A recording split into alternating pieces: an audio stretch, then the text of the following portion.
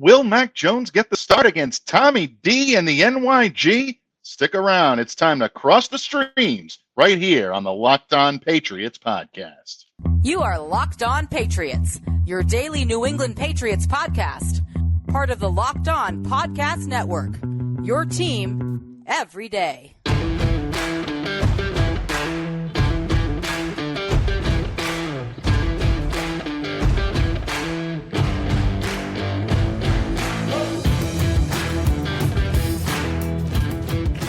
Hello and a happy Thanksgiving to all of you Foxborough faithful out there. Thank you for making Locked On Patriots a daily part of your New England Patriots coverage and, of course, your first listen each and every day. Remember, Locked On Patriots is available on all platforms and is a proud part of the Locked On Podcast Network, your team every day. So subscribe, follow for free wherever you get your podcasts to ensure that you get the latest episode as soon as it's available. I'm your host, Mike Debate. I cover your New England Patriots for Patriots Country of Sports Illustrated.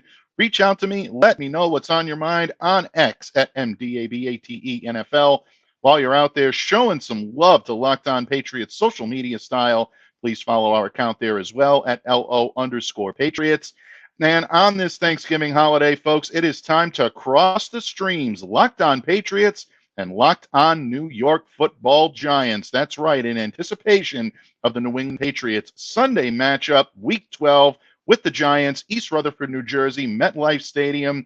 Going to be a lot of fun, and it is always my honor, my privilege to share the microphone with truly one of the best in the business, not just a dear friend, but one of the best Giants beat reporters out there. And of course, Pats fans, before I welcome in my colleague, Patricia Traina, host of Locked On Giants in just a moment, I wanted to take just a little bit of time to express my gratitude for each and every one of you, all of you everydayers out there, all of you casual listeners, and of course, you first timers out there. Those of you that take time out of your busy schedule to join us here on Locked On Patriots, I am truly honored, grateful, and thankful for all of the support that you provide.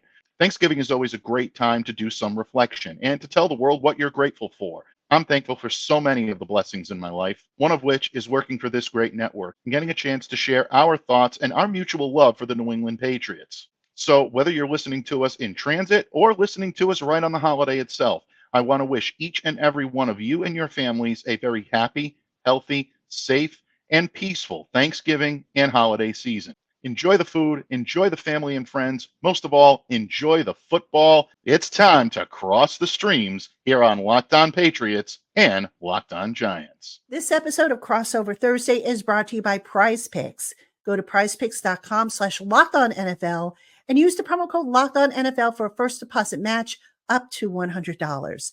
That's prizepicks.com/LockedOnNFL for a first deposit match up to $100. Hello, everybody. Welcome on in to Crossover Thursday on this Locked On Giants, Locked On Patriots edition. My name's Patricia Traina. I am the host of Locked On Giants, and I am absolutely delighted to be alongside of a very good friend, a guy that I absolutely adore, Mike Debate. He is the host of Locked On Patriots. And Mike, first off, it is so good to see you. We only see each other really once every 4 years, but when we do, it is always a treat. It truly is always a treat. I was thinking about this early, Patricia, and the only bad thing about the Locked On Patriots, Locked On Giants crossovers is there just simply aren't enough of them. But it's my honor, my privilege. Thank you so much for the kind words. I feel the same way in return. Going to be a fun one today because it hasn't been so fun for our fan bases this season. No, it has not. The battle of the tank, actually, the battle of who's going to get a higher draft pick. Both teams having an uncertain future at quarterback. And Mike, I think we need to kind of start there with the key storylines for New England. And I'll let you obviously weigh in on what you think the key storylines are. But from my perspective, I'm kind of wondering who's going to be the quarterback on Sunday for the Patriots. Yeah, well, that is the big story in New England right now. And really, I think the main story in New England right now, not just this Sunday, but even beyond. But let's stick to this Week 12 matchup for the purposes of today's conversation, because when Mac Jones walked off the field at Deutsche Bank Park in Frankfurt, Germany, fresh off a 21-17 loss of Indianapolis Colts, everyone in Patriots Nation, fans and media alike, were wondering whether or not they had seen the last of Mac on the football field as a starter. for the New England Patriots. This came after what I believe may be his most cringeworthy interception of the season. Back-footed, off balance, not a very smart throw for Mac Jones to make. Obviously, he was pulled for Bailey Zappi. Bailey threw his own egregious interception into triple coverage. But a lot of people were wondering whether or not Mac Jones, yet another failure in clutch situations, whether he even deserved the opportunity to retain his job and fight for his job. But like I've said several times on Locked On Patriots in the past weeks, it's all well and good to want to bench your starter. And he may even deserve it, believe it or not. But you also have to take a look at what's on the bench and where they would be turning to. Zappi, 10 passes, 104 yards, and an interception during 3 appearances in relief duty. Not exactly commensurate to what we saw from him last season when he led the Patriots to consecutive victories. Does he still have that in him? We haven't seen it at all this year, including preseason and in the times that he's been able to come in and play mop-up duty for Mac. Will Greer is the hot name right now, but bottom line, he hasn't taken a meaningful in-game NFL snap in a competitive setting since 2019. So that's a lot to put on a quarterback, especially if he's a couple of years removed from his last in-game action. And you've got Malik Cunningham, who, save for one drive to close out their opening preseason game against the Houston Texans, really hasn't shown the Patriots brass all that much. So it's all well and good to want to bench Mac, but if you're trying to remain competitive, even if the dreaded tank word is out there in the ether, it's tough to say that you want to pull the plug at this juncture. He may be your best option. At the end of the day, Patricia, he may be the only option. So I share your curiosity. The Patriots are unsurprisingly being mum on the situation, but we'll find our answer, and hopefully we'll find our answer in time for Sunday's 1 p.m. kickoff. Yes, the Patriots, of course, coming off a bye week. They are 36-18 coming off of a bye, but the New York Giants are 16-11 against teams that are coming off of a bye, and the Giants are not coming off. So the Giants, if you're looking for a reason to be optimistic, Giant fans, there's one reason. But, Mike, sticking with the key storylines, let's stay on the quarterback theme, because over for the New York Giants, it's all going to be about Tommy DeVito, who's been like a feel-good story for this New York Giants. The Giants, of course, down to their third-string quarterback, DeVito, the undrafted rookie. And, he got his first start a couple weeks ago against Dallas. Didn't play horribly. Obviously he looked like a rookie, holding on to the ball too long, quick to tuck it and run instead of buying some time in the pocket.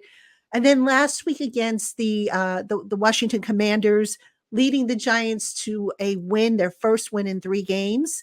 So, now it's all about, okay, what happens from here? Now, currently, Daniel Jones is done for this season. He just had ACL surgery on Wednesday, which according to the team was a success.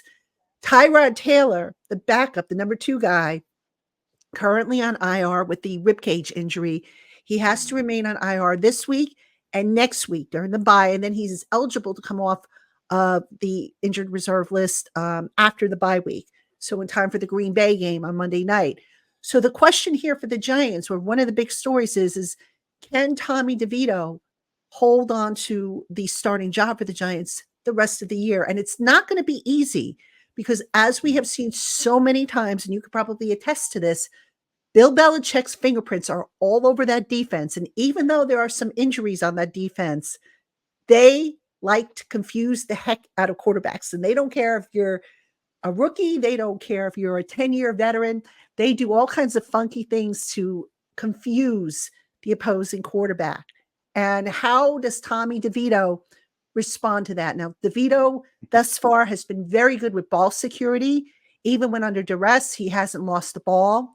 He hasn't really thrown any stupid interceptions or any, balls that are into traffic where you say, oh my gosh, what was he thinking? But with Belichick's defense, they can fool a young quarterback. And I think how Tommy DeVito performs this week is going to go a long way towards helping head coach Brian Daboll, offensive coordinator Mike Kafka, decide if they're going to stick with DeVito the rest of the year, or are they going to go back to Tyrod Taylor once he is eligible and activated to come off of IR?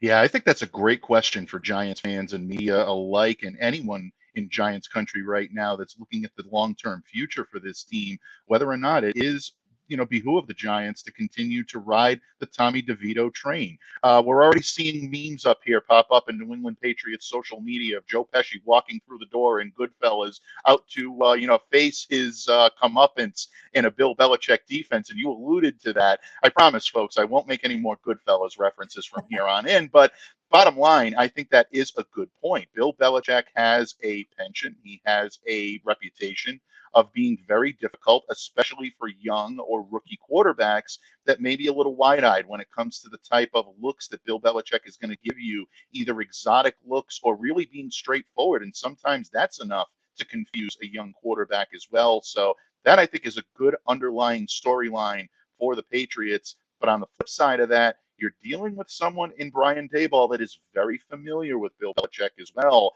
This is someone who's had success against Bill Belichick defenses when he was the offensive coordinator in Buffalo. So if Giants fans are feeling a little squeamish about that, and even though Brian Daboll has not necessarily done the job I think a lot of Giants fans felt he would do this season, feel pretty confident that he knows Bill Belichick as well as Bill Belichick knows him. This is going to be a very good chess match for two teams on Sunday afternoon. For sure. And speaking of chess matches, after this next break, we're going to talk about some of the chess matches, the matchups that may very well decide the game. So please don't go anywhere. Locked On listeners, football season is here, and there is no better time to use PrizePicks, the largest independently owned daily fantasy sports platform in North America. In fact, they're the easiest and the most exciting way to play daily fantasy sports. It's just you against the numbers. Instead of battling thousands of other players, including all of those pros and sharks out there, you pick more than or less than on a 2 to 6 player stat projection and watch the winnings just roll in. PrizePicks is the most fun I've had, winning up to 25 times my money this football season. You just select 2 or more players, pick more or less on their projected stats, and place your entry. That's right, folks. It's that easy. And listen up, folks. You're going to love this. With the PrizePicks reboot policy, your entries stay in play even if one of your players gets injured. And that's for football games and for basketball games. If you have a player who exits the game in the first half and doesn't return in the second, that player is rebooted. PrizePicks is the only daily fantasy sports platform with injury insurance. And if you're a New England Patriots fan, you know all about the value of injury insurance. So don't delay, do it today. Go to prizepicks.com/LockedOnNFL and use the code LockedOnNFL for a first deposit match up to $100. That's a first deposit match up to $100. PrizePicks, daily fantasy sports made easy. All right, everybody, welcome back to the crossover edition. Locked On Giants, Locked On Patriots, the Giants, the home team, the Patriots, the visitors. I'm Patricia Traina of Locked On Giants. He is Mike Debate of Locked On Patriots. And we are getting into this game. We are getting you ready with the key storylines, the matchups. And we're coming up, we're going to talk a little bit about predictions. And Mike, let's talk about some of the matchups. And I'll let you go first. I have an idea what matchup I'm going to be watching, but I want to hear what you have to say first. Well, what I would love to see from the New England Patriots is for the running game to get going early. This is something that has been very late blooming when it comes to the Patriots offense, and being able to utilize it to facilitate so much of what Bill O'Brien does well in coordinating an offense. You use the run to set up play action, to give Mac Jones an opportunity to hit his targets, get yards after the catch. The Patriots have not done that nearly enough this season, but the last couple of games that the Patriots have played, albeit losses against the Commanders and against the Indianapolis Colts, you're starting to see the running game get going a little bit. Ramondre Stevenson, 87 yards against Washington, against the Colts in Germany, 88 yards. You're starting to see that lead back really emerge. And one of the things that has been helpful for the Patriots is play along the interior of the offensive line, blocking well for the run.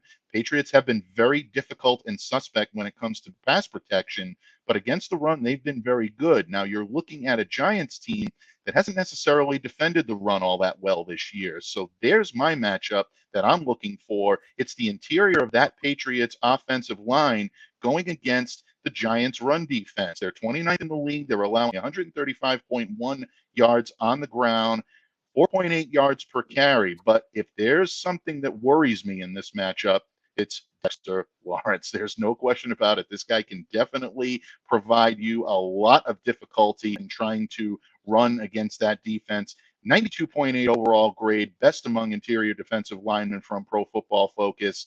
When it comes to his move from the snap or it comes to his block recognition, I think this is one of the most formidable interior defensive linemen in the game today. He also is able to facilitate pass pressure as well. So that's a concern of Mac Jones. But if he's going to win his matchups, it's got to be against that interior of that defensive line. David Andrews, Cole Strange, City So. I think the Patriots have found a good core in that middle. This may be their toughest task to date since settling on that trio.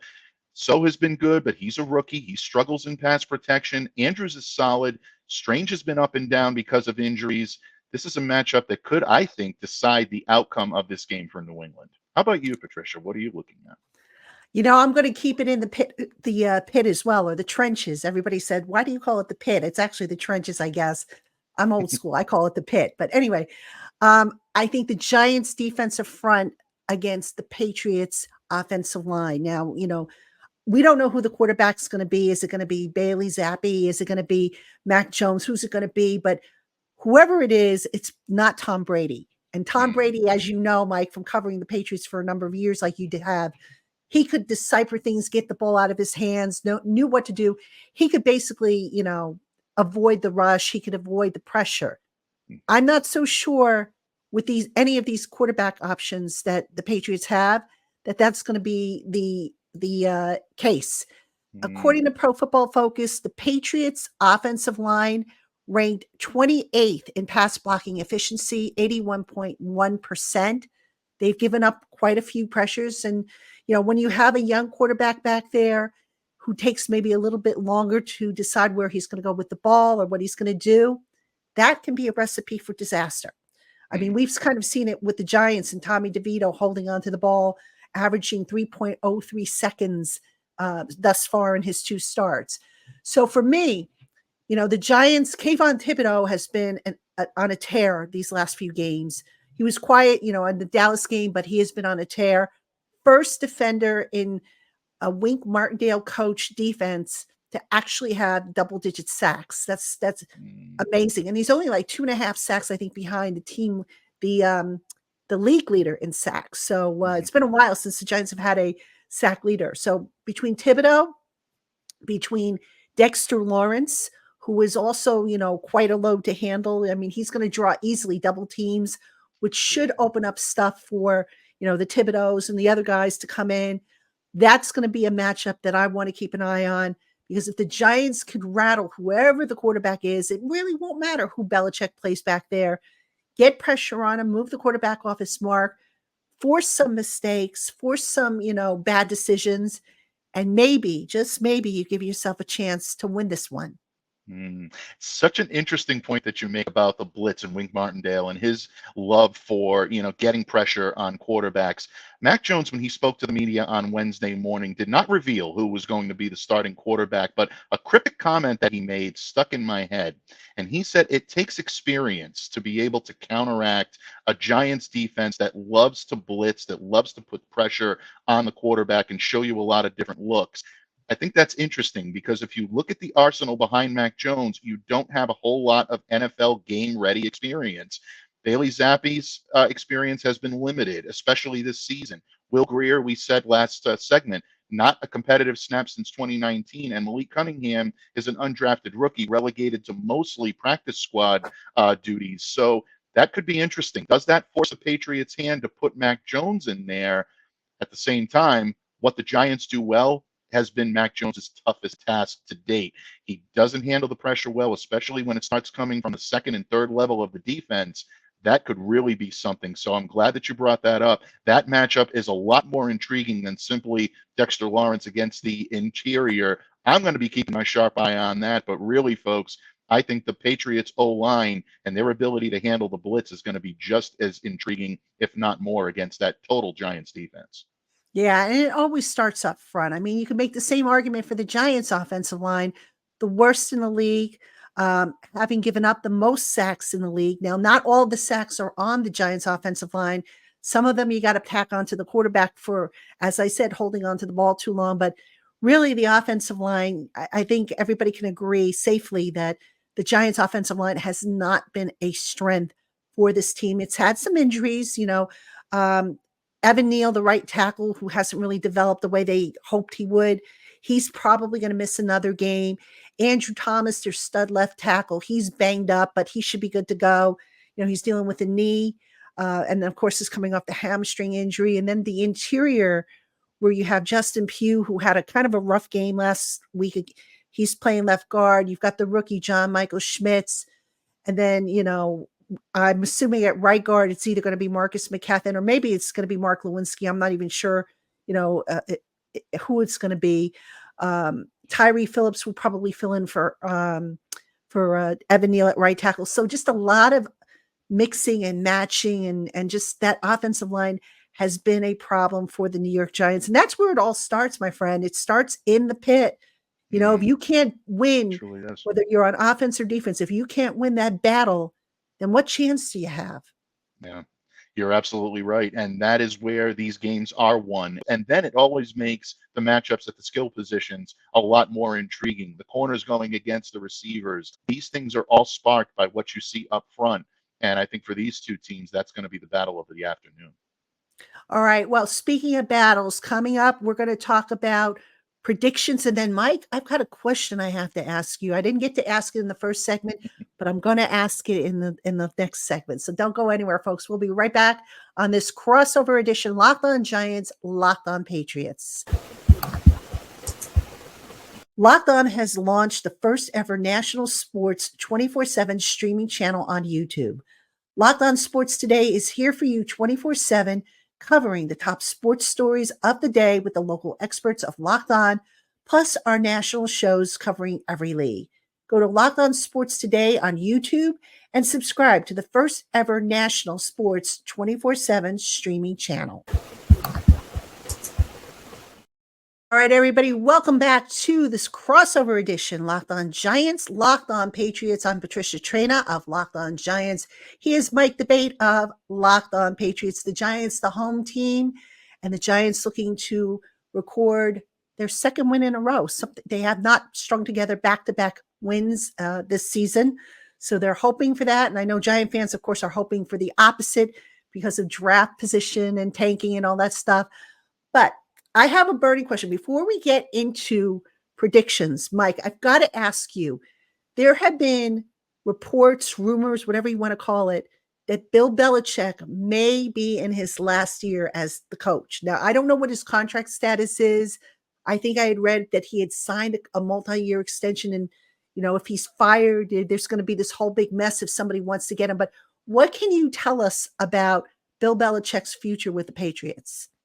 Well, based on what we've heard regarding Bill's contract, and again, this is always the most closely guarded secret in New England, Patricia. Bill's contract is reportedly through the end of 2024. So if a team wants to secure his services for this upcoming season in 2024, it would have to be via trade or working out some sort of a deal with the front office in order to allow him to pursue another opportunity. I don't think the Patriots are just going to let Bill Belichick walk out the door for nothing. So now you're probably looking at a trade. If that were to happen, there are a lot of pieces of red tape that would have to be cleared up, including what Bill Belichick's compensation would be. That's not something that we're privy to. So that could get interesting. Belichick is saying all the right things when you speak to him during media availability, saying that I'm focused on what I need to focus on. I can only control what I can control. I'm ready for the Giants, or I'm ready for the Colts, or whatever team is coming up on that given Sunday is going to be his main focus. But you also know that somewhere in the back of his mind, Bill Belichick realizes that he's now only one of three coaches to win 300 games. He's got his eye on Don Shula. I don't think retirement is something he's ready to do. He doesn't seem like the type of coach that's ready to walk away. So it's all well and good in New England right now to look at the 2-8 record and say Bill Belichick is the reason. The game's passed him by. Let him go. Bring in a new coach, offensive-minded coach. We're done with Bill, and the old man has finally had it. But again, it's almost like a Mac Jones situation. You know what you got. You don't know what you're going to get in that room. Who is better equipped to lead this rebuild than Bill Belichick? If the Crafts feel that a new voice is the optimal choice here, then they'll make the move. They're not going to stand on sentimentality. But at the same time, you also have to weigh all of the options of the guys you're going to be bringing in.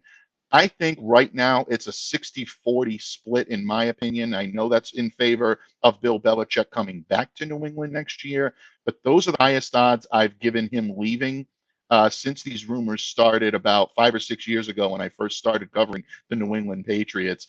This is the most likely that I would say is the opportunity for him to leave. And where he goes is a matter of conjecture. The Chargers are being rumored. The Commanders are being rumored. Patricia, you can say this better than anyone. I know there's probably a lot of people in Giants country that would love to see Bill Belichick return. We don't know what that means for Daboll next year. I know he's been given, quote unquote, that blessing from above that they're likely to retain his services. But when Bill Belichick is dangling out there, I don't know, strange things happen. So my gut reaction tells me he's back in New England, but it would not shock me to see him leave New England at the end of this season.